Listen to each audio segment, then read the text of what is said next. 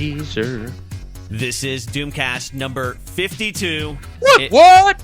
Sorry. It is the first birthday for this show. It's not an anniversary. There is a difference. Charlie McGrath is my co-host. My name's Doug Owen. I'm senior editor of blacklistednews.com. We do this thing called Doomcast. Our website dedicated to the show is doomcast.com. Charlie McGrath, you know him from Wide Awake News and his show on Boiling Frogs Post, On Point, and probably other places. What's up, Charlie McGrath? We're here. It's the 1 year anniversary. Oh my God, I'm so nervous. I'm so nervous and excited. Happy birthday, Doug Owen. Well, happy birthday to you. I got something for you.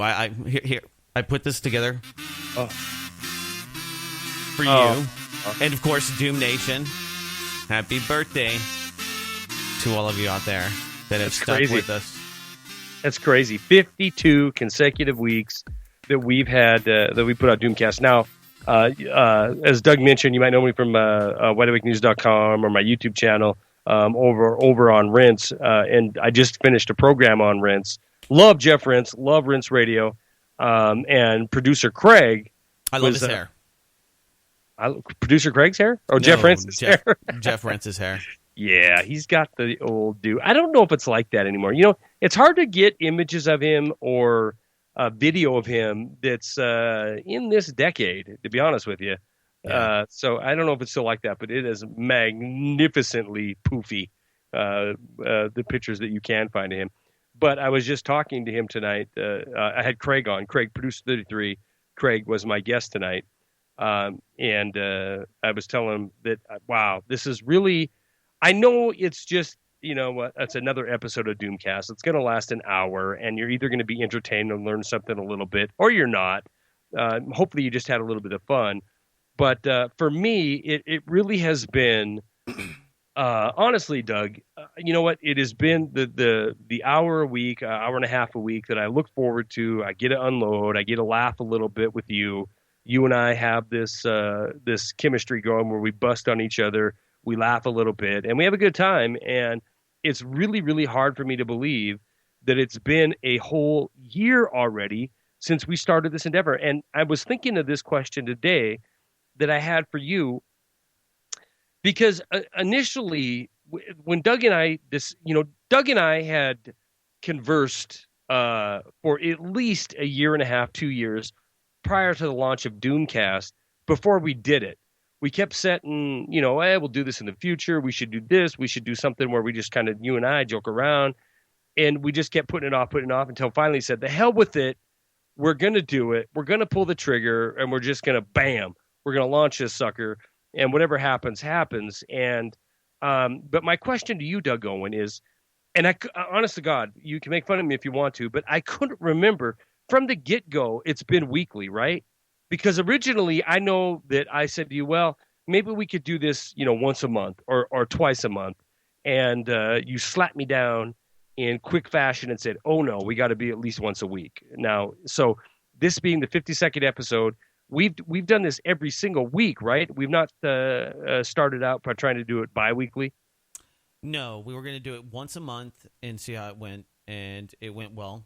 And I don't even think we waited a whole nother month. I think it was a week or two. And we're like, hey, let's do this thing again. We need to get it out there. Yeah. And we wanted to, of course, get traction. And a monthly podcast, I mean, 12 a year, not going to get a lot of anticipation. I mean, you know, a month goes by and even my attention span kind of, you know, goes Wanes. Off somewhere. Yeah, I mean, if I'm looking at an RSS feed or a YouTube channel and nothing happens for a month, I think people are dead. They've been kidnapped by the CIA. They are at a black site somewhere in Poland's forest. They're watching porn, something. More likely, yeah. Yeah. Well, and to be honest with you, this is complete honesty now from the bottom of my heart. I'm telling you right now, if you know, we have great contributors, and I'm sure you're going to get into thanking some of them tonight, but if it got to the point where we could, you know, do this thing without having to do the other things, I honestly would do Doomcast. You know, I'd do it 5 nights a week if it were, you know, financially feasible, because it is the time I look forward to the most. Because I do think we cover We cover a lot of important topics, and we get fired up at times. We get debate going between you and I at times, and it's a good time. I mean, even if it seems like if you listen to every 51 previous episodes, and you've heard Doug and I kind of debate things or come at things at different points of view, yeah, that happens. But you know what? That's what happens in life. But still, at the end of the day, every time we hang up the phone with each other, I'm ecstatic. I love doing the program, and I still believe in the cause. I believe in the format and the project. So I'm ecstatic to be sitting here at a year and see our numbers continue to grow.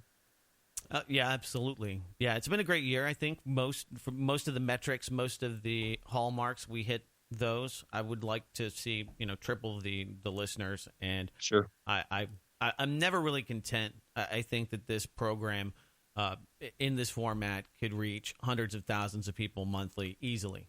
Yeah. So, You know what's going to happen? what's that?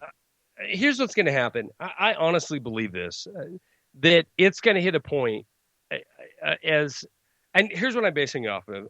I've had, I don't know, if I look at my channel right now, probably, I don't know, 11 or 1,200 uploads, right? Of those, Gary Hendershot and Karen Tostado and Dan Everett Snyder, Eric Lovely, I've got uploads from them as well, that are not specifically my commentary videos.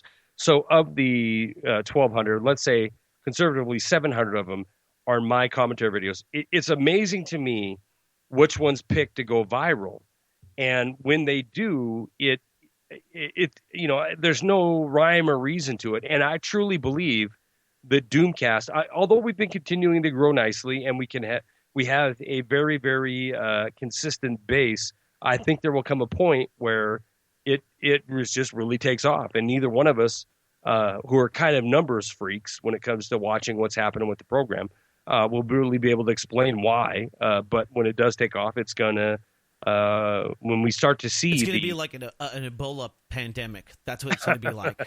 Yeah, it's going exactly. to be like I don't know what's happening in Iraq right now. Genital mutilation, all of those things. Yeah, the good stuff. That's not called the we good got stuff. plenty of Doom on tap, so I don't think that we're going to be in any shortage here in year 2 of the show, or going towards the 2-year birthday. I did want to make the distinction between a birthday and an anniversary. Yeah, please do. What is that all about? Well, we're not celebrating an occasion. That's what an anniversary is. Your wedding day. It's an occasion. You celebrate that union, or maybe signing a contract. That's or killing people. That's usually a celebration for an anniversary. Okay. Right? Or passing laws that are oppressive, or whatever it may be. But when you create something that isn't a life, and I think that that's what we've created here, and that is to say that there are people like producer Craig and Tuna Melts and all of the other people that contribute content, and in that the people that listen, the producers, the responders, the people that support the show financially, that help. So it's much more than just you and I, the commentary. It's actually something that's living. And that's when you give it a birthday. Living things you give a birthday. And I think that this is something that is more than a contract. We didn't sit down and just, put together a DBA and build a corporation and celebrating here, with all the millions of dollars that we have made in the last year off of Oh my Doomcast. God, I don't know what to do with it all. It's hard to be humble, but thank you all for it. I agree with you. I think that's a great description of what this is.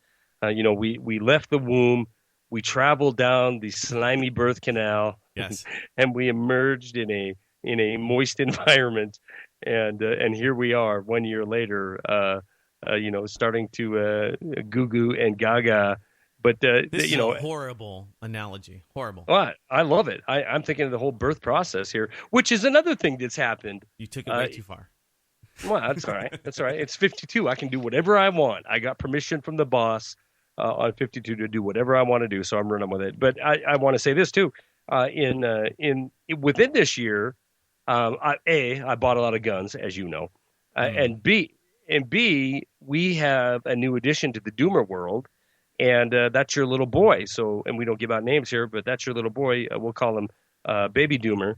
And that's a very exciting thing. Obviously, more important than anything else is the addition to your family. So congratulations on that in the last year. 6 months on. He's 6 months old. We're feeding him real human food. Steel cut oatmeal, bananas, and breast milk. He likes it. It's good. Delicious. That's what I survive on every single day of the week. You can live off of it.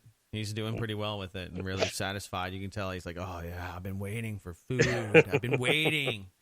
Is he a chunk? How much does a kid weigh? It's about probably 17 pounds or so. Good Lord, you got a linebacker going there. 6 months old. He's big, too. He's got huge feet. So I imagine he'll probably be about 6'2", 6'3". Yeah, well, you're six. What are you, 6'1"? Yeah, 6'1". I don't know. I mean, I'm just guessing. You know, my mom has some really large guys. Her maiden name is Stout, and there's good reason for that. So, and it follows through. How about the Latina Doomer bride? Does she come from big stock? No. Well, Just, all right. Just medium average height. I mean, not short or anything, but she's medium height. I don't know where to take it from there, so we'll move on. But, there you go. He's big and healthy. That's the point. And this year has been really, this is the best year of your life, actually. You regardless if you know it or not, which I'm sure you do, but regardless if you do or not, as going forward, you look at this is going to be the best year of your life. This is when you and your lovely bride were given the best gift that ever could be given. Aww. I know. And plus, Charlie. You're welcome very much. And plus, you still hold the rank at number 3 with me. So that's cool. So anyway, where do you want to go with this show tonight? I mean, I don't even care. You don't even care? You don't want to I don't even care. The pandemic Ebola that's yeah. Coming? Let's talk about that. Let's talk about that. We got a couple Martial American law, the World Health Organization, the UN quarantining, the FAA, the Department of Homeland Security becoming relevant again with the new swine flu 2.0. Yeah. It's become quite the narrative. You've been watching any of this? A little bit of that. Obviously, as previous Doomcast will show, and anybody who follows any of my work with interviews and stuff shows that I'm still probably morbidly, certainly doomastically infatuated with what we see going on inside of Eastern Europe right now with Ukraine, Russia, and the pro-Western government in Kiev. But I'm informed on everything else, so we can go whatever way you want. You're running the ship tonight, Captain. Okay, well, here's an interesting one. This came from I don't remember. I can click it here. Let's see. It's The Mirror, which is a UK paper. Ebola. Okay. Doctors told to prepare for global outbreak after victim was allowed on 2 planes. So this victim, Patrick Sawyer, I don't know if you've been keeping up, but a little bit. Yeah, he's become this like drama, and all of this is basically getting people hyped up about needing more airport security and freaking. Not to say that it's not a real concern, but it's really interesting to see the politicking that just kind of took place today, and I think that we could kind of build off of this and reflect on the doom, because really I think a lot of people look at the name of the show, our monikers, the T-shirt shop at blacklistednation.com that you should go to and buy yourself a Doomcast mug. That's one way you can support us, and we get a little chunk of change, not much, but a little bit, and you get a cool mug that will start a conversation about things like zombies. So I think that you said, well, what's going to be the big thing that's going to help this podcast? I think when people are quarantined in, this is a new congressional leaked report, Ebola bio kits deployed into the National Guard units in all 50 states. They're saying it's uncontrollable, and even we have this American doctor who's become part of the saga. His name's Kent Brantley, and he is, guess how old do you think Kent is? Take a wild guess. Kent Brantley, go ahead and give it to me because I don't know. He's 33 years old. Oh, so there's that, and so that's where people can download the podcast. You'll have lots of time in quarantine while the DHS is washing you down and probing you and running you through the naked scanner machine. That's how old was Patrick Sawyer? I never looked that up. I know his wife's 34 because I've just been reading. He's probably 33 as well. Yeah, probably. Ding. Yeah, probably. I'm doing the ding. Ding. You can do the ding with your mouth. It's okay. Ding. There's another ding. Wait a minute. You just said on air and Uh-huh. forever recorded that I can do the ding with my mouth. You might as well. You All want to right. do it. I've already done it. It's done. It's I'll done. get you Did. next time, Charlie. Love it. Love it. All right. So anyway, continue on. Ebola is spreading like wildfire. We're going to be ordering it like pancakes on our shores anytime soon. So we need a little more security. We need swabs. We need that, and we want people out there to realize that there's going to be some new vaccine, and that is the company to invest in really short. I mean, you ride the wave as soon as the government starts issuing billions of dollars to Merck and Pfizer and other, GlaxoSmithKline. Just like, how many years ago was it when we had the big, huge bird flu pandemic hype where the government was just buying these defunct, no good vaccines that ended up being destroyed to the tune of billions of dollars that were just, a way to put icing on and a payday probably for the Affordable Health Care Act now, looking at it retrospectively. But Yeah. that kind of paved that path. So I just see these stories in cycles, and it's just another, I think, takeaway from what we do here on the show and how we analyze things and look at the media and break it down. But Well, what do you think? Do you think, I've been meaning to ask you this all week, and I just looked it up here. He was 40 years old, so we missed the 33 connection there. But what do you think? I mean, are we about to see? I'm always looking for what is the next shit hits the fan moment on this planet or in this country. And I'm telling you, Ebola is no joke. I mean, that would certainly be a game changer planetarily if we had a massive outbreak. And the numbers in Africa that have died from this are pretty alarming. I mean, it's 1,300 people in recent history have bit the dust because of this. And allegedly, I mean, allegedly. We saw that with the flu pandemic. That Yeah, some of those numbers were skewed, and not to disparage or be a total conspiracy theorist about what's happening there. They're spraying it with the airplanes, Ebola. But it's like Liberia, I mean, these places don't have basic sewer systems. Liberia in Monrovia, which is the name of it, after our president, Monroe, the first intervention back into trying to reintroduce black slaves into Yet again, Doug Owen provides himself to this audience for absolutely free of charge as a wealth of knowledge. Go ahead. Yeah, the Liberian story is pretty interesting. There's a few different documentaries, but basically Monrovia was named after the president, and they were going to try to put slaves back in Africa. It was part of that relocation program. Didn't work very well because they just went back and enslaved all of the population, and things have not been really great since then. But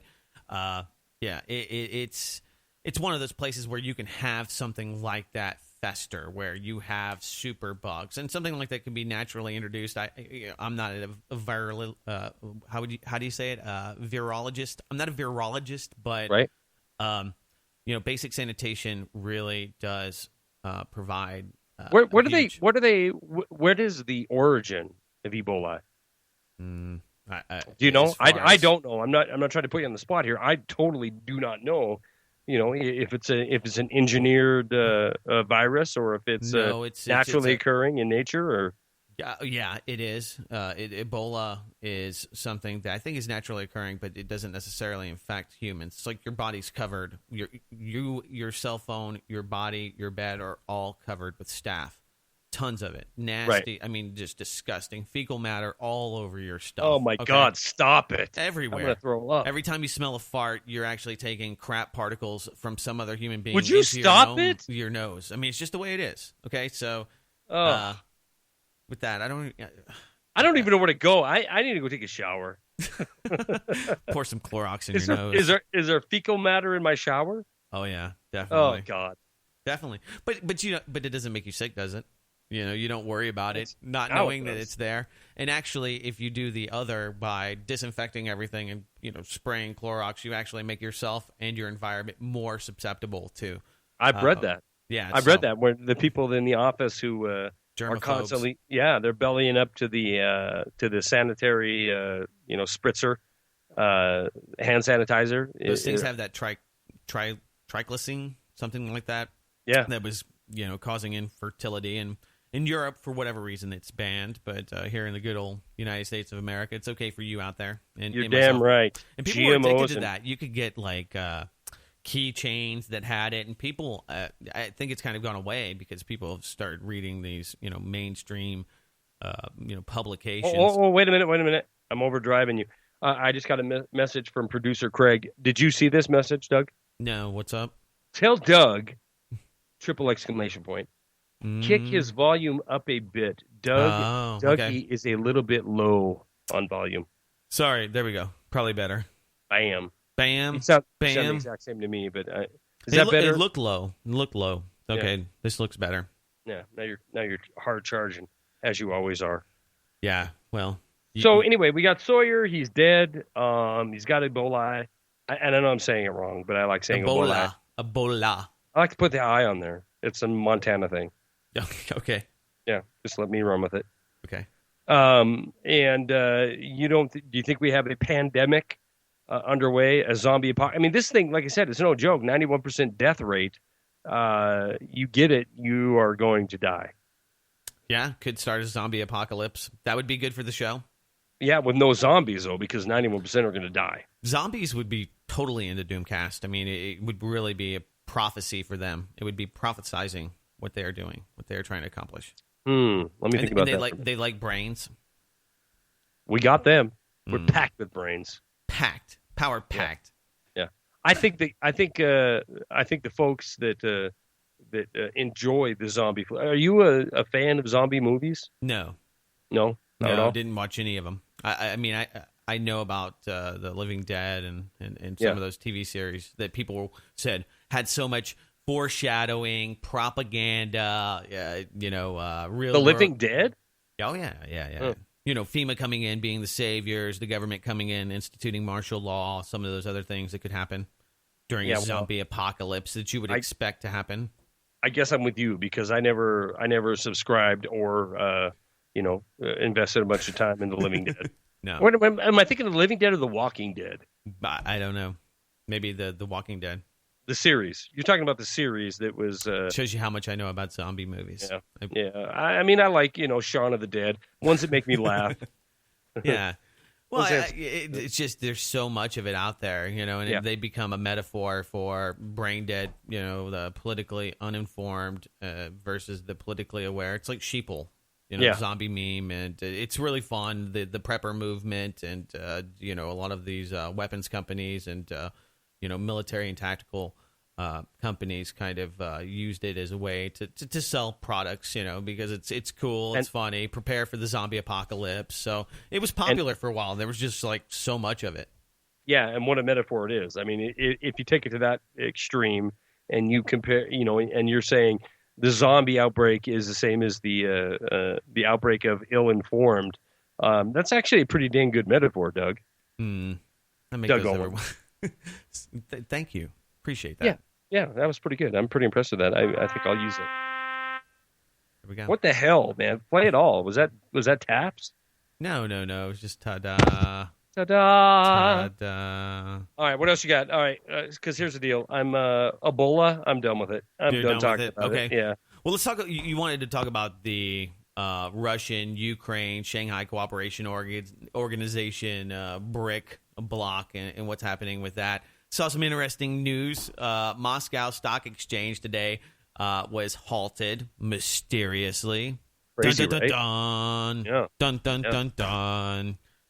So, and of course, they were being hit with new EU sanctions at the same time. So when you see that's big time moves in the market because these guys are very vested in the financial economy, the military industry, the European economy. So I'm still breaking through what the sanctions mean. What sectors it'll affect? Will it mean that I can't go out and buy Russian ammunition? You don't need any more, Charlie. You don't need any more. I always need more, Doug Owen. I always need more. Yeah, You're good. Here's the deal. I'm setting aside for Doomer Jr., your little boy, I'm setting aside a little prep pack, for you and the fam, because Okay. you never know when 7.62 by 39 is going to come in handy. But more seriously, though, I think that U.S. companies could make that same round, and if there wasn't cheap Russian ammunition piling in that's not that cheap, then it would come from somewhere else, and I don't see well, why. well, wait a minute though, because the truth of the matter is, our buddy producer Craig is about to jump into an AK-74 because the 5.45 rounds. One of the reasons is because the 5.45 rounds by 39 in the surplus ammunition is still so much cheaper than anything you can buy in AR-15 or 5.56. So definitely, if we can no longer import this, it will definitely have an effect. See, this is why I hang out with you guys, because during the zombie apocalypse, I'm taken care of. Yeah. I'm gonna use my child's big brown eyes, and hopefully you'll have sympathy on me and take me into the doom bunker with you. I already told you, I'm putting together a pack. All right, I got you. I got well, you. I got to use that to get to you there in Bozeman. You're gonna have to use You're going to have to use your Winchester 30-06, whatever the heck it is you have that you talk about. You remember that. That shows you how much you are completely into guns on a whole nother No, man. level. It shows how much you're number 3. I told you before you're number 3. So when you say something, I listen. I don't forget. I listen and I tuck it away. You can't shoot that thing anywhere. People will hear you miles and miles and miles away. It's like a rocket. Yeah, well, you know what? It'll do a job on somebody, too. So it's a good gun to have. If I come in contact with a bear or a buffalo or any other mammal on this planet, flash mob of dancers, it'll go through about 6 of them. You're good to go. Good. But so anyway, back to the sanctions. The program I recorded tonight on Rinse was this article. I think you had it up on your site today too. I'm not 100% sure, but I think you did. And if you didn't, I'm sure you did. I was going to say you are remiss, but I'm sure you did. Top financial experts see World War III is coming, ... unless we stop it. Right. And you saw that article. Did you have it up on yours? It was from Washington's blog. Yeah, exactly.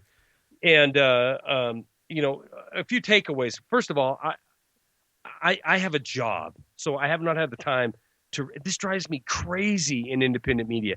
This thing is 5 hours long, and it's got links that'll take you down rabbit holes for days and days on end. So I haven't went through the whole thing yet, but it's the gist. Save me the labor pains, show me the baby. Yeah, no doubt about it. And that is so the reason why most of my commentary videos I try to keep to 5 minutes or less, because people just don't have the time. But I agree with a lot of things that are saying in here. And what I wanted to ask you about is, first of all, the gist of this article is we're pushing steadily towards World War III, and there's a lot of key indicators, or there's a lot of key similarities between 1914 rushing into World War I, things that happen, black swan events that happen, that could happen anywhere at any time on this planet that would lead us into World War III. But I found interesting, and I never got into this over on the Rinse Network, the key players, because it's truly the Rolodex of the alternative media. Norio Rubini, Kyle Bass, Hugo Salinas Price, Charles Niner, Jim Dines, Jim Rogers, David Stockman, Mark Faber, Jim Rickards, Paul Craig Roberts, Armstrong. I'm just going to go last names because it's too long to read them all. Edelson, Salente, and the list goes on of people that were, writing stories that corroborate the fact that we're heading to World War III. And I know that if anybody in this community, in the independent media community, was going to have a positive, cheery outlook or maybe a counterpoint to this, it would be my buddy Doug Owen. Did you get a chance to read some of this and digest some of it? Well, yeah. Jim Rickards, most of these guys, Gerald Salente, they look at where we're at today and they make predictions. Some of them sell stock. Some of them are invested in, obviously making money. And one way to do that is to, make, I wouldn't say embellish, but, create a context in which, the one solution that they have is physical gold and metals and other investment measures. And there's nothing wrong with that. And I think as long as you're forthcoming with it, then, that's what it's about. But, this is the thing. with the economy. If you say that the end is near and that it's going to explode, at some point it will, and you'll be right. Right. That's just, it's just a matter of time. It's just like a terrorist event. At some point there is going to be one. False flag, naturally organic, made it happen, let it happen on purpose, whatever it may be, whatever flavor of event that is used as a catalyst. At some point, that's going to happen. And if you and I just bang that drum every day, false flag, false flag, false flag, sooner or later we'd be like, see, told you so. And chemtrail. And then we could just chop that out and put that on YouTube and then go and get ourselves a Wikipedia page for the Doomcast and tell everybody that we're my God, can we do that? Oh, yeah. Oh, my God. We need So back to World War III. Okay. Sorry. Wait a minute. I want a Wikipedia page. So if anybody's out there that edits Wikipedia, please contact me, info@wideawakenews.com. I want this thing set up. And actually, my friend Warren Pollock does that. So maybe I'll talk to him about getting us a Wikipedia entry. We have to be famous or relevant. I don't know how you could pose it, or dangerous or interesting. We're all of those things, but yeah. Yeah, well, maybe. One of the interesting ones, predictions, from the alternative media. All of those are the same, and they've been the same forever. And at some point, they're going to be right. And I agree with all of those guys. At some point, when you're holding a troy ounce of gold or silver in your hand, it's going to be worth Don't just take it to metals now.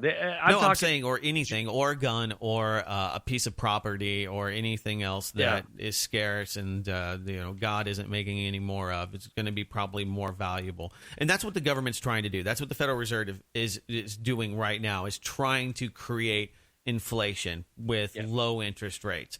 That's the policy. Pump, pump, pump. And they're doing it. They're doing exactly that. Yeah, and that's Janet Yellen is just printing money. So they want to, if you listen to most of the financial important people like Christine Lagarde, who's the head of the IMF. I mean, here's a pretty interesting piece. She's saying that and warning Europe that there are going to be huge adverse effects of this anti-Russian sanctions. Now, I don't trust anything she says, so I immediately think that this is probably not going to have that big of an effect on most things. But I look at her and their policies, and the one thing they're afraid of is deflation. They're worried about people not having enough money and just saying, hey, I'm not going to go out there and spend money. I'm just not going to go to spend money at Finger Hut next time I hop on a flight or whatever it may be. You're not going to buy stuff anymore because you're not going to have expendable cash. You're not going to have the ability. So that's built in, and that's going to happen. And things like gold, silver, perfect example. It costs more to mine silver right now than it does to buy an ounce of silver. Now, if you think about how that, and we know that it's just last week, a huge expose on how J.P. Morgan has been manipulating and once conspiracies or conspiracy theory about the manipulation of metals now proves to the point that, yes, they were, and, they'll probably pay a few $100 million fine, just like a lot of these institutions are. A big multi-billion-dollar fine with the countrywide Bank of America financial scam. Housing market scam, yeah. But, no one going to jail and, pennies of portions, drops of what the profits they actually made from being the SIFI banks, the too big to fail banks. So, but when it comes to World War III, I'm still on the bandwagon that this is creating a new economic boom and development, but I don't think that they're going to go too far because at the end of the day, there's money to be made. Here's a perfect example. Company in which Joe Biden's son is the director, prepares to drill shale in East Ukraine. Not in West Ukraine, in East Ukraine. In fact. Now, what's going to happen there? Now, there's one of two things that's going to happen. Either, A, this company is going to go into this hostile area, and they are going to extract shale oil, and they're going to put it into a pipeline and ship it to Europe, or something bad happens. Something really bad happens. So the government is there. The U.S., those CIA and FBI advisors are there to instruct their private mercenary armies on how to prevent that from happening. Now, there's a lot of risk there because even if you have the most competent, best Blackwater thugs you can buy, private Fortune 500 mercenary company, sometimes shit happens. Sometimes shit blows up. So you insure it with an AIG type company, and you make sure that when that thing blows, you make billions of dollars, and then you'll come back, and the government will get more money from the IMF, and they'll pay you to come out there and build another section of pipe, and they'll give you drone protection. Barack Obama and Jack Lew and all the other people in government will finance, and whoever it may be, even in 2016, will just kind of massage this same system. So it's interesting because it's a reward and risk system that we see playing out, and the financialization of the war that's happening. I mean, here's just some headlines. Here's a few to chew on real quickly. U.S. says Russia tested a cruise missile in violation of the Cold War Treaty. EU hits Russia with more sanctions as Ukraine fighting escalates. Russia-Ukraine tensions pose credit default risks for the IMF. U.S. indirectly admits that the Ukrainian missile system presented near Donetsk in MH17. And the one that I thought was really, really interesting, and it's kind of a little backstory to what happened there with MH17, or at least something to consider. Electronic warfare drills were happening in Berlin. Berlin points finger at NATO for the ATC blackouts. So they had this S-band mobile radar shield up just weeks before when we had all of those the Ukrainian jets flying in and out of commercial traffic streams or commercial alongside commercial jets, at least reports on the ground there. So is that World War III, or is this just friendly fighting, a little, theater? It's hard to say. That's a good. I don't think it's hard to say. I don't think it's World War III yet, but I think it's on the horizon. I want to. What about Jim Wiley? Did you hear about his prediction? The big story. No, what is it? He's one of these market guys, right? Are you familiar? Wait a minute. Before we get on that, I want to focus just for a minute on, because you brought it up, and it is such an incestual, disgusting story. Oh yeah, which is Hunter Biden, right? Yeah. Hunter Biden, who is on the board of Burisma, this Ukrainian energy conglomerate, and you talked about one of them going into Eastern Ukraine, and I'm telling you right now, they're there now. This look, Czech Republic, Netherlands, France, Germany, they've all banned fracking or the kind of energy extraction that is lucrative and that is going to be undertaken inside of Eastern Ukraine.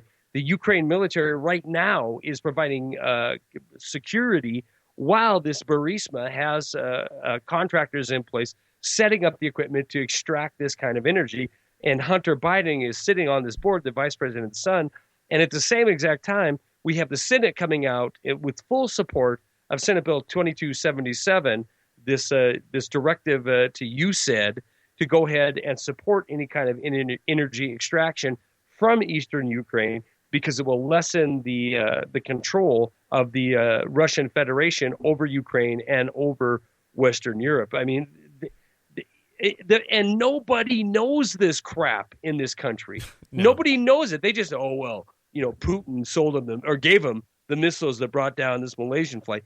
It is so much deeper than what we're fed on the establishment media. It is so much more entailed. And as I told Craig tonight when he was a guest on my program, I'm not an apologist for Russia or Putin. I firmly believe that he is giving him every piece of technology, the separatists, that is, in Eastern Ukraine. He is giving them technology. He's giving him equipment in order to counter the threat of annihilation, a lot of which was spelled out in this alleged Rand Corporation release memo. But I see him. I mean, it's no different than what the U.S. is doing in Iraq, what we're doing in Syria, and a lot of other places in Jordan. And I mean, just $40 billion worth of weapons they can't account for, and probably missing in Afghanistan. In Afghanistan, I mean, and God only knows where that ends up, and that's just one case in point. But you look at the rampant proliferation of weapons, heavy weapons. Good job, Doug Owen. Yeah, that's a tough word for you. It was tonight. I'm tired. Yeah. tired a little bit. I'm so partied out from our birthday party earlier. Oh, playing that kazoo for you. when we had the hookers and booze, that one.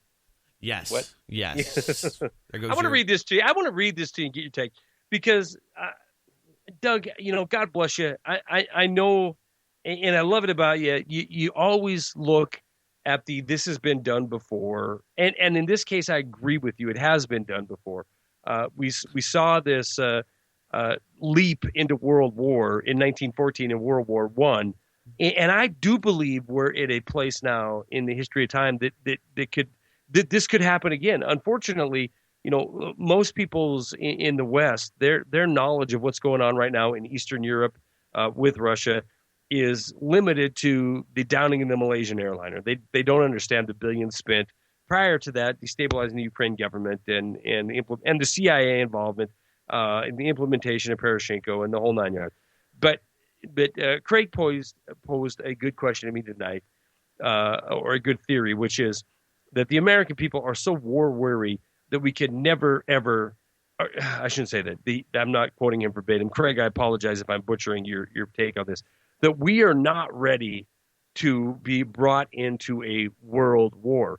And my theory is we are so ready to be brought into a world war because if you take away the fantasy recovery, the fantasy notion that we have no inflation, if you take away the fact that the only reason we can pull this off is because of our financial influence around this planet, then suddenly we are in a place that puts a lot of people in this country, the majority of the people in this country, in pain. And pain is the ultimate motivator to turn a populace that is docile and could care less one way or the other of what's going on geopolitically into a populace that is malleable, that could support any kind of activity, be it World War III or another, so-called war on terror or war on freedom or war on oppression. And I wanted to read this one part of from this article that you and I have been talking a little bit about. And this is from billionaire hedge fund manager Kyle Bass. When he and honestly, Doug, this is I believe who's Bass? Is he?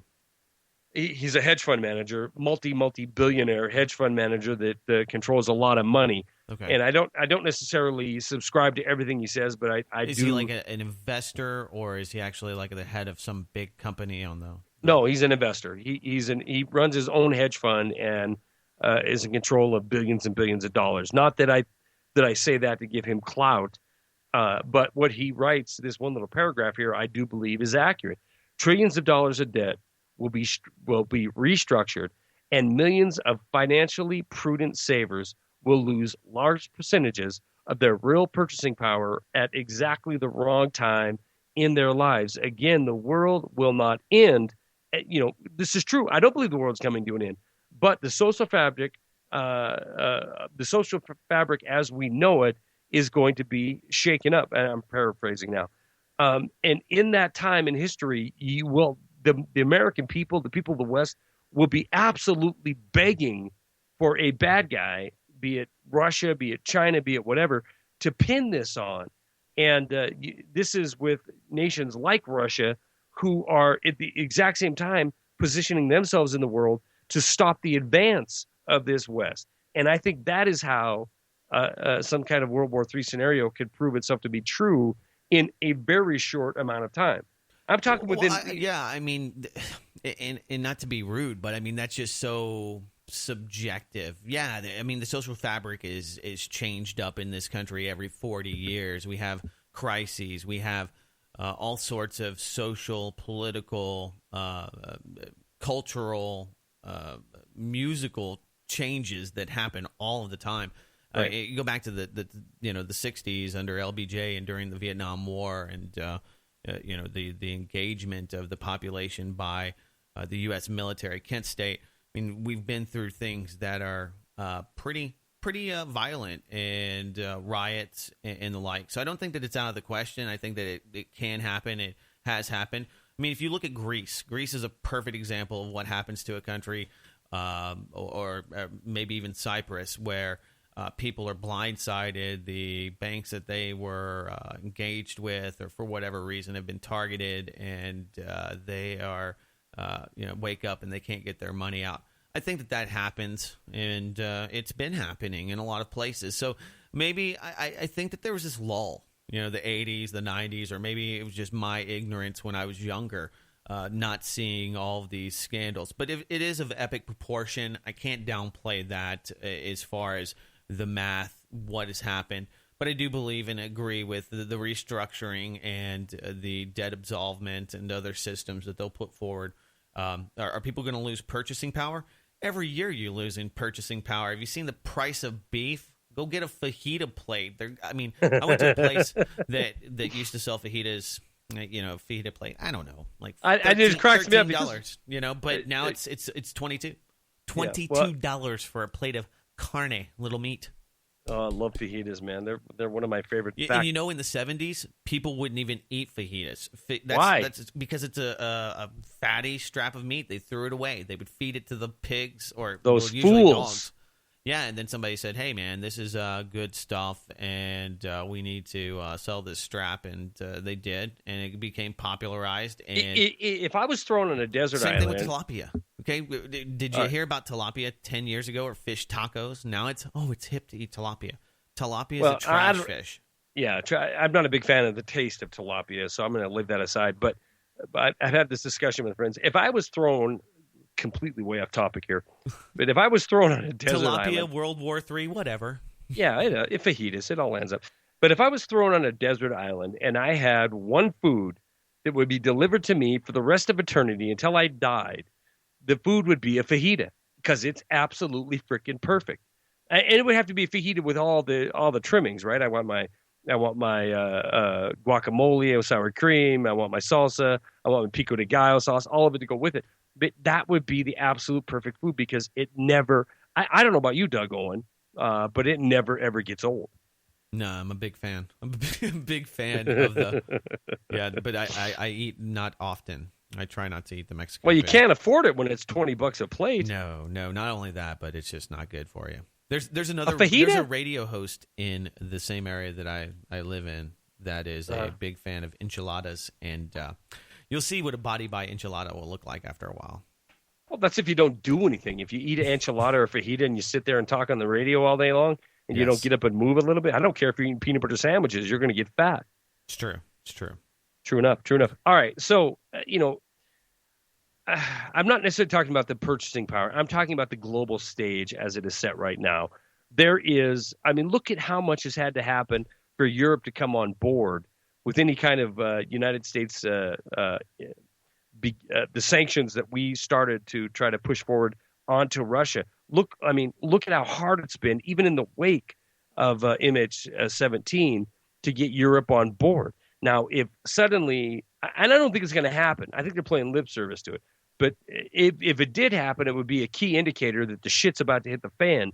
If Germany, if France decided to implement some of these ridiculously tough sanctions that Washington, D.C. wants leveled against Russia, it would be a sign that, okay, it's about to get really ugly because you're going to see civil unrest and disobedience inside of Europe, and you're going to see a pissed off Russia who has lost, up to 30% of their wealth because they can no longer sell their energy to Europe. We can't replace that energy. It isn't coming from Saudi Arabia. If that comes to the point of fruition, then I think it's a sure sign that things are about to get really ugly. And global war absolutely could be started over such things because if you have a meltdown of society. But don't we have all those things? I hate to jump in, but I mean, I think that, look at what's happening in Iraq, throughout the Middle East. We have pretty much a world war. We have a war being waged in Ukraine. We have a civil war, or whatever you want to call it. I think that you have so many foreign actors and outside. Yeah. Okay. Well, you're talking about. I mean, what more do we want? I mean, this is the thing. I think that this is the problem. People want something that's so apocalyptic. They want something I don't want it. It's not enough. It's like, oh, well, the country is going to be bankrupt. I'm like, well, isn't it bankrupt? Because no. Wait a minute, man. First of all, I don't want it. But some people do, and it's like, okay. Or they're just waiting for it or anticipating for it. This event. Well, I mean, it's like Event Horizon. It's on the way. It's coming. You're talking about Iraq. You're talking about Syria. You're talking about Libya. You're talking about Afghanistan. These are countries that were, shambles before we got there. Now they're destabilized shambles. When you start talking about Africa, South okay, same, America. destabilized. Only place that's not destabilized right now is Canada. What's up, Canada? I'm gonna probably what up? we come out your way sooner. Hey, I'm coming your way. Yeah. I like the maple syrup. And the square wheels. Stop it, Owen. You stop that. I love Canada. I've done several Doomcasts. I think we're in World War III, and no, some man, people we're not into shit. We're not into shit. Listen, this is the beginning. This is the beginning, and it's going to be financial. And that's what this is all about. This is the thing, and people are waiting for this military action. I think that if you listen to the wonks over there at the Brookings Institute, the International Crisis Group, that represent the Fortune 500s, the CFRs, what they want is, and they know that U.S. What do they want, Owen? They want, what do they want? They want internationalism, and they want to push forward and release Europe to be the viable offer to build the economy, the U.S. economy, off of providing for Europe rather than Russia, and using that to isolate Russia. And Russia's playing the same exact game. They're delivering weapons to the Malaki government. We just gave them how many? 5,000 Hellfire missiles. So we can't keep any of our weapons together. I mean, I don't know what more we can really do. As they're pushing for internationalism, we see the rise of nationalism around the planet. Yeah. And the aforementioned nations are, at very best, they were developing nations. Kurdistan's going to be a new nation. I mean, I agree with everything. That's my point, is that I'm in total agreement with everything that Bass guy said. And I think that it's happening right now. And I think that we're going to see many more things that are staged and some that are organic blowback to policies that I'm not even saying staged at this point. I think there's enough hostility and animosity in the world to have organic events occur because of previous staged events. See, this is the thing. I mean, when it comes to what the U.S., the EU, and Russia and China and all these international G20 players, the governments can really do. They're up against two forces, okay? If they destroy their own economies and they just put their people into peril, you have things like in Spain and in Greece where you have the people assassinating government. It becomes destabilized. Everybody loses money. The companies bail out, and it's not good for what they're trying to accomplish, which is more internationalism, more international agreements. So this is what Putin bucks. They have some agreement. Well, see, these guys are not actually firing weapons, and that makes this demonstration legal. And Victoria Nuland and John McCain will give the kids candy, and you're not playing by our rules where we let the UN and internationalists determine what's legal and what's international. So now we have the propaganda war. I mean, the Russians are trying to take the high side of this, and now they're basically refuting everything that's coming, their way, and responding. Saying, brilliantly, by the way, brilliantly. Well, I mean, they've got the proof, and the government, the U.S. government, has not put out anything that's compelling. And both sides are asking you to believe a bunch of military and government bureaucrats, and I'm not doing that for either side. And so the analysis. But let me ask you this: I'm sorry to keep digressing to this, but let me ask you this. If you were a judge, Judge Doug, yes, Judge Doug, and you're looking at the evidence put before you with what's in respect to Ukraine, but in more importantly, let's say in this instance, the respect to the shooting down of the Malaysian airliner, and you were an honest judge, and you're listening to the State Department releases every day that talk about this evidence that we have and blah blah blah. Or watching what Russia's putting out, where would you lean? I just want this because I know you're a thinker. This is the thing. You would lean for your team. It's. I don't have a team. I don't have a team. The NFL. Okay, you're on Team USA. They're your government. They protect you. They have guns that you buy for them. Most people that are pro-West are going to lean towards whatever kind of bull crap they're hearing from the State Department press release, or if you think that the U.S. government are a bunch of liars and part of the International New World Order, people lean more towards what ITAR-TASS and RIA and RT is. I know if I had a dog in the fight, I'd be leaning toward him. But I'm looking for your opinion because I know you're skeptical on everything. And I, just because I'm so immersed in this and I know what my opinion is on it, I want to know what you think. I mean, looking at I think both sides are lying. I think both sides, in almost every case that we have, are committing war crimes. There is no right, whether it's Gaza, Hamas versus the Israeli IDF and the Likud Party, whether it's what's happening in our own backyard, just a few hundred miles south of here, where we have people hyping up the illegal immigrant crises and tackling on politicizing it and putting Ebola. Well, what if these people have Ebola? Ah! So that way, what if they have fajitas? Well, and then we could hang out, maybe, possibly, yeah, or something. I don't know, but I'm listen. I'm looking at the clock, and I realize that we got to thank some people. Yeah, do some let's stuff, do it, man. Okay. First off, number one, big thanks to Doom Nation, especially you supporters out there. Number two, Charlie McGrath. What? Me? Yeah, you are number two in my list of people to thank. Of course, without you, there would be no show, and I would just be. People would say Doug's so smug, and he just didn't believe new or no. I absolutely do. Are you saying I keep you in check a little bit? No, I think that you probably speak balance. To. We balance each other out. Yeah. Because I agree with because that. Here's the thing: it's so funny and it's ironic because in my normal day-to-day life, I am the complete quack. I am the one that's like way off in left field or right field. Or, that's hilarious. And in this community, it's like, oh, you're the voice of reason. I'm like, really? I mean, I really think this world is fucked too, and it's been fucked for a while. Oh my God, that is so funny because in my day world, I refuse to talk about this kind of stuff. I really? don't. Yeah, Oh, I don't. I don't bring it up. I don't talk about it. I don't comment on it. Only because I get so irate, when I hear people reciting the narrative of the day. It just drives me absolutely. You have to be able to respond to that. You said, well, what would you do if you're an objective person? Okay, right. Well, let's guess how many people are objective. Guess how many people actually know who Plato is or Socrates or understands zero fallacies. I'm going to say zero. Do you know what the appeal to nature is and why it's wrong? So you can't have that conversation. So what I think and you think only matters to well-informed doomers out there. Yeah, and that's fair. That's very fair. But here's my take on it. Okay. I believe that be it my YouTube videos or be it my radio program or be it this that I feel that I touch on this subject and I contribute. That is my contribution. When it comes to 9 to 5 and I'm dealing with business stuff, I don't even want to go there. I don't want to side with the red team or blue team. I don't want to have the discussion. I'll save my political viewpoints. I'll save my theories on what's going on for when I have a platform that I feel like I'm doing some good.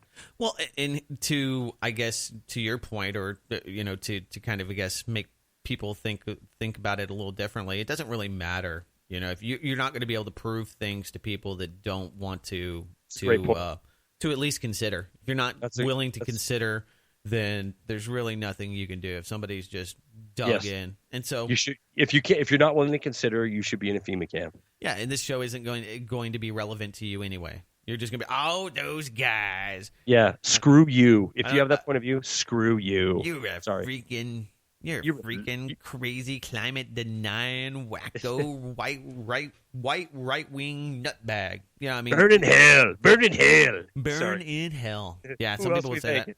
All right.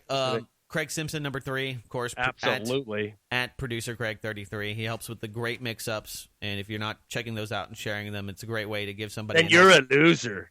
Then you suck, and you're part of the New World Order, and you're the reason the sheeple aren't getting. Yes, and this is relevant. It's worth listening to.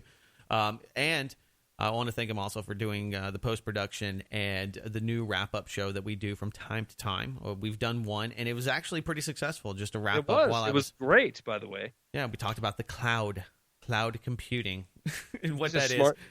He's a smart dude, that Craig Simpson. He is. Yeah. So we got some feedback, a few things to consider, a few things to look at. Swiss Tony chimed in. He says, hi, mate. Probably the best Doomcast in a while. He's talking about 51. Says jam-packed with interesting opinions. I salute you and Charlie, and we salute you back, sir. Absolutely. Said Yes. Just one thought I had. I think the unusual high coverage of the slightly one-sided ding-dong in Palestine gets almost smells a bit like a divide of the Likud bloc versus the left-leaning Jewish media owners. And there is that divide. I mean, you're going to see Common Dreams, Democracy Now!, a lot of left-wing groups and media outlets that are very critical of Israel and are highly staffed with Jewish people. So there is that, and I think that there is that divide. And if honestly you care about Israel, I think that most people can agree that their bad policies. I care about this country, and that's why I'm concerned about what the U.S. is doing and why we're creating problems for future generations and debasing the currency, because we both have family and children, so we have a lot in this game, I think. But to point out this is important, but at the same time, if you really care about Israel, you would probably be against the policies that they are using against the Palestinians and the way that they deal with Hamas, which, I mean, let's be honest. I mean, if you really have to kill these people, you don't have to blow up 1,500 citizens and UN schools and other alleged safe places, which become victim target zones. There's better ways to do that too, and so it's a rough one, and ultimately, the people that really do care about that country, if there are that care about the history and the alleged Jewish state, you would think, okay, well, what Benjamin Netanyahu is doing is probably pretty bad, because there's only one country in the world that actually favors Israel in media coverage and people just generally like, and that is the United States. Every other country, there's a poll, international studies and poll that came out that was scientific. Yes, science. If you believe that, and I don't. No, I believe that. I believe that 100%. That the U.S. is the only one that's pro, and that's even so. That's isolating you. I mean, that's isolating your ability to. I mean, now there's a lot of anti-Israeli sentiment, even more so than usual, and that just creates more prejudices and racist views and people that will blame heritage and your father's lineage for what you are doing or whatever. I mean, attaching other things to you, right. Misdeeds. Oh, well, you're Jewish. Oh, that means you're evil. So you have to live for trying to prove to people that you're not something that they think you are. Blah right. blah blah blah blah. Anyway, yeah. So it's bullcrap, and I think that he's right there. And Bad Science Chad had a piece here. He said that he listens to both of the shows. I've been listening to your 2 podcast shows with apt enthusiasm, and thank you for putting them out there for free. And I have a book recommendation for you, and I'm sure for you as well, Charlie. It's Ben Gold. I feel left out here a little bit. Ben But go ahead. Goldacre called Bad Science. No, both the shows. And Okay, good. Okay, yeah, good. He said your 2 podcasts. You are my other half in the podcast world. You're the only other one, Charlie McGrath. I'm number 4. I like it. No, number 3. No, you're number 2. Craig is number 3. See, you're always no. I mean, in your personal life, I understand for the rundown here. Let's see, 1, 2, because I moved up a spot in the first 52 weeks. I moved up a couple spots as the most important people in your life, and I greatly appreciate that. I also, all the people that I'm going to get a tattoo that says BFF. Will that be enough, Charlie McGrath? As long as you have my image, okay, or my birthday image, or my birthday in there. Can I have your social security number, a barcode, maybe that's fine. That's RFID chip, something. Yeah, let's do it. Let's go all the way. That'd be nice. I want to thank all the people who have continually supported the program financially, because what I found over the last year is that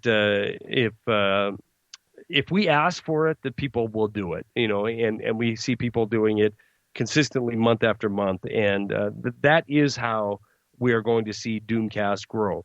Truly, I mean, Doug and I both agree. If we could grow this to the point to where we could both make a living at doing this, this is what you would hear. This is what you would see us do.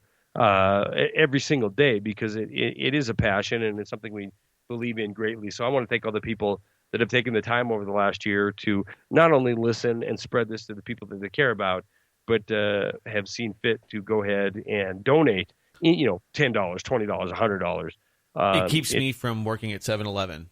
Keeps me from picking up another gig. Honestly, I mean, that's it comes right down to that. If we can't get financial support, at least enough to make it, somewhat viable and offset the costs. I mean, literally, we put money into this.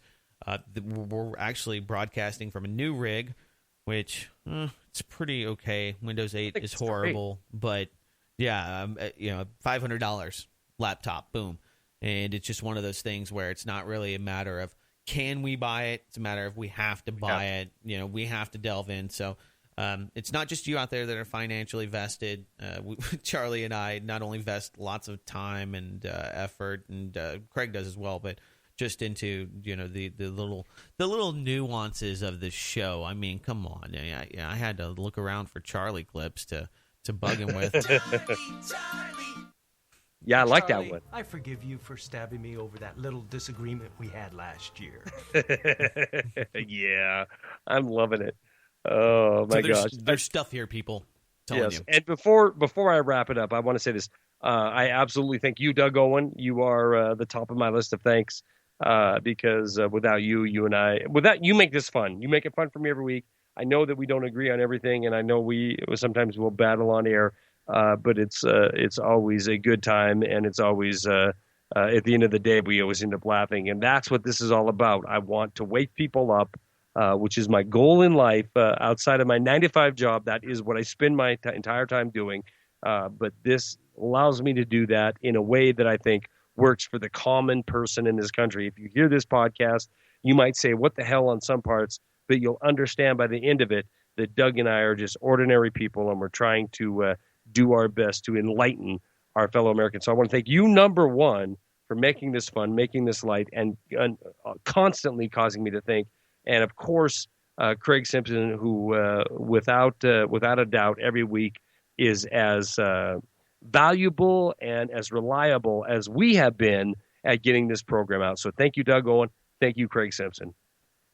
Resist, we much. Oh my we God. Must. And we will much about that be committed. Yes.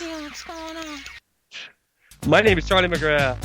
My website is wideawakenews.com. My co-founder, my co-host, my friend is Doug Owen. His website is blacklistednews.com. If you want to contact Doug about the program, it is Doug at blacklistednews.com. If you want to contact me, it is info at wideawakenews.com. We will be back next week with Doomcast number 53, launching the second year of this endeavor. Thank you for joining us tonight, and we will see you again next week. Have a good night. Peace out, y'all.